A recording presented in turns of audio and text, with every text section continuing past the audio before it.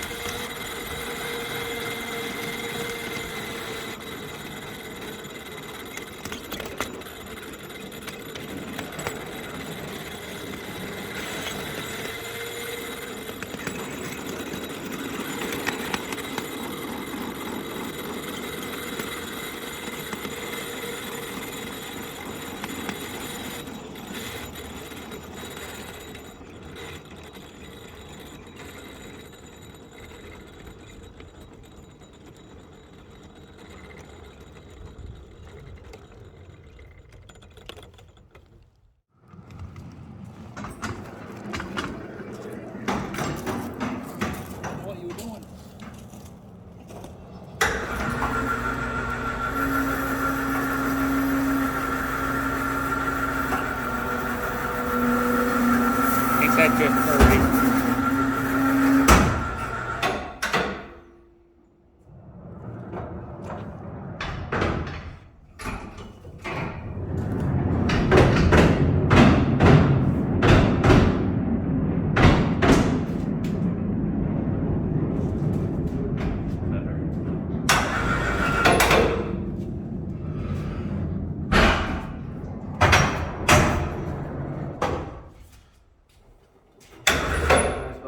So you want to put stuff on either end instead of finish the other track. Oh, that's good. Yeah. All right, so how'd you come up with this idea? Ask him. He's a plan. Well, a lot of it came from the lift out front. Yeah. That was all it was on a transfer table side to side, and just seemed like the way to try to get more space in here, to usable space. There's only so much you can do on the floor. This is just what, a 40-foot container? Yeah.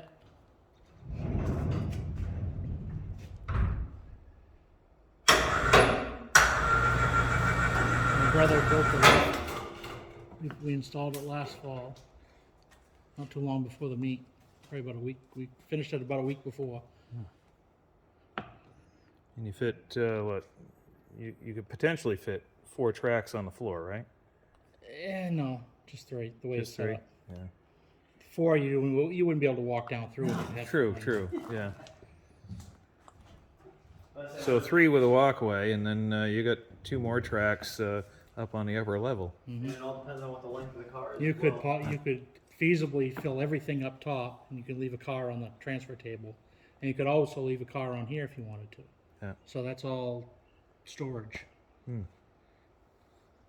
To get it something in the way back, though, that might be a pain. I mean, Yeah, it might literally be. cycle time though, it's about 10 minutes to get it out of the office. It's really not that bad.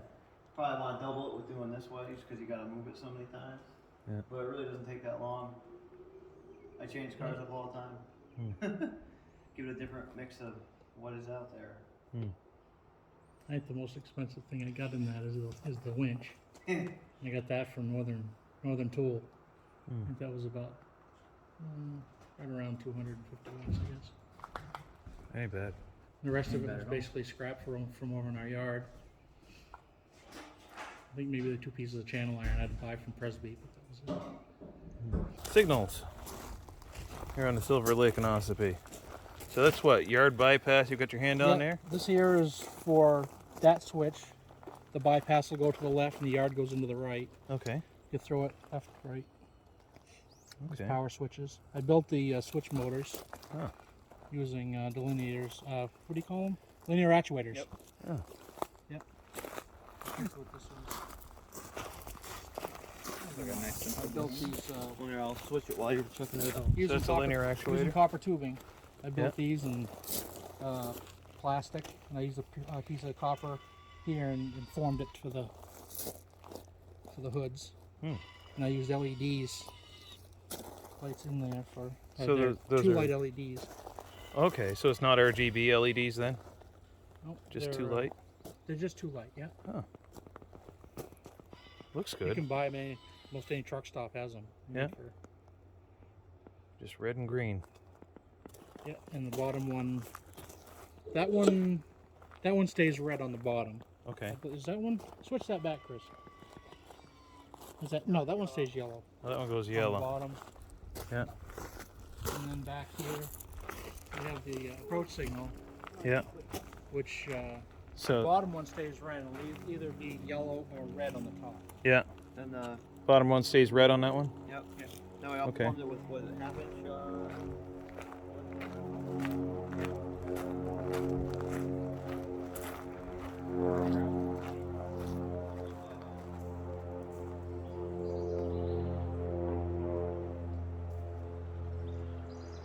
You switch up here's line for the yard. It'll be yellow over red. Oh, okay. So yellow over red's a line for the yard, Yeah, for slow approach. and green over red is going through the main. Yeah. That's the highball. Doing this, whether it's switched to the main or the yard, you'll know if it's switched wrong or not, or something's wrong with the switch, because it's all actuated by what the points are thrown. There's two small That's push nice. buttons right at the end of the points on either side. So if that's stuck in the middle, does that stay red? No, Oh, it doesn't stay lit at all. That's right. Oh, in the middle. okay. So it goes out completely. Yep. It's either the system's not on or it's just screwed up. Okay. So Usually after using Either the way, you blower. need to stop and look at it. yeah, yeah. Well, that makes sense. Yeah, put that in the middle of it again. See what. Oh, so they both go out. Yep. Yeah. And go all the way. Goes to the main, obviously, and then to the yard. I mean, all it is this. If I touch this too, it'll screw with it as well. Oh, okay. So if you got a rock in the points against the Yep. the contactor. Correct. Yeah. Even a small stick will do it. That's pretty slick. You say all the points on the yard or the bypass switch are all lit too, but I think the grounds are screwed up on them, or the LEDs are all messed up. Gotta make Yeah. more of a door Those signal. came from a guy out in Arizona. The idea for doing the switch points, and that's what I had on that one, or his. There's a red and a green LED on each side of the switch points. At night you And- could tell, but during the day you can't see. Yeah, they looked great when we first put them in, and then Yes, they did. it was just a lousy way he built them. It just didn't hold up. Now a yard is really handy on a railroad, and the Silver Lake and Ossipee has a 4-track yard. Here I'm kicking cars into the yard, which is actually a bowl type yard, so you can kick cars into it without them rolling out the other side. So I'm going to kick a few cars into it using the Millbrook Railroad 18.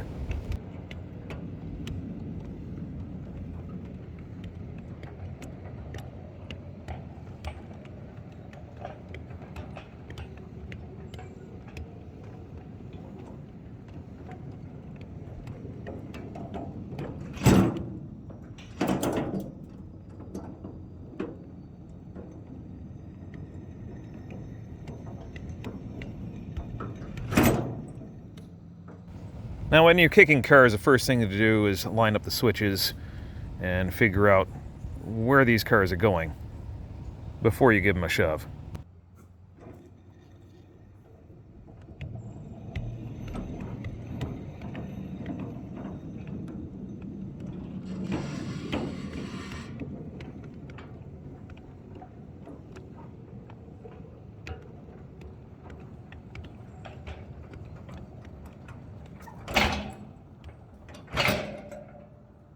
The other thing when you're kicking cars is to push them hard enough so they actually roll into the bowl.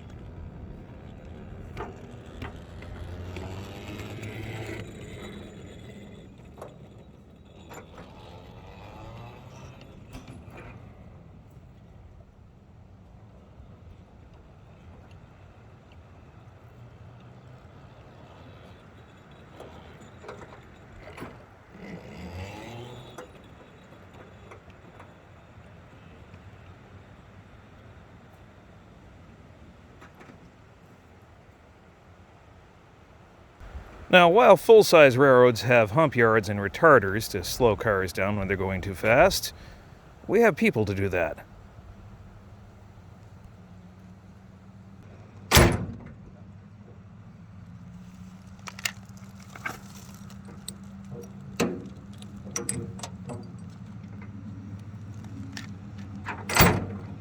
Now on the Millbrook Railroad, we tend to use off-the-shelf radio control components because they're cheap and they work well.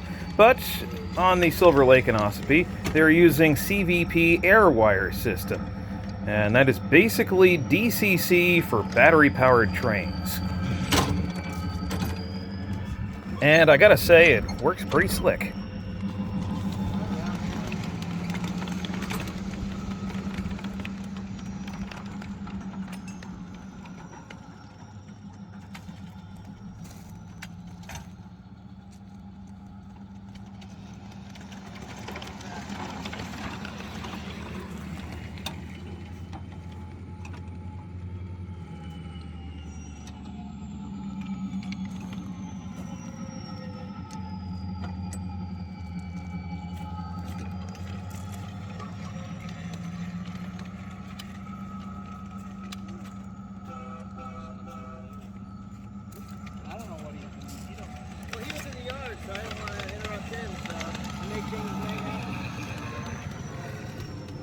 your day job is you do you have Highball Graphics. Yep. Can you tell me a little bit about Highball Graphics? I started Highball Graphics back around 1997, 1998. I started working with Bruce Hodgkins at South Waterville Shops down in Lakeport, New Hampshire. And just steadily grew from that. So that was what, making decals? Making decals. Because I used to, back when I was in high school, I did commercial custom painting on HO scale. And, you know, late 90s, before I got married, I was just getting burnt out of doing that stuff. So I decided to keep my hand in it by doing decals. It's just grown to over 1,500 sets now. And of course that includes all scales too, but still quite a bit of work. I do a lot of custom work for people. So it just keeps me busy. I do vinyl graphics for this scale. Either 1 inch or 1.5 inches. Try to service anybody that comes along that needs it. I've even done vinyl graphics for the big stuff up at Conway Scenic in North Conway. Oh, okay. So I've lettered a couple of their boxcars and done some other miscellaneous stuff around there. My website is highballgraphics.com, or you can email me at info@highballgraphics.com. You got any questions on anything, or you need some custom decals made, or give me a shout. All right. Well, thanks, Jim, and thanks for letting us run on your railroad today. Yeah, not a problem. Thanks for coming over.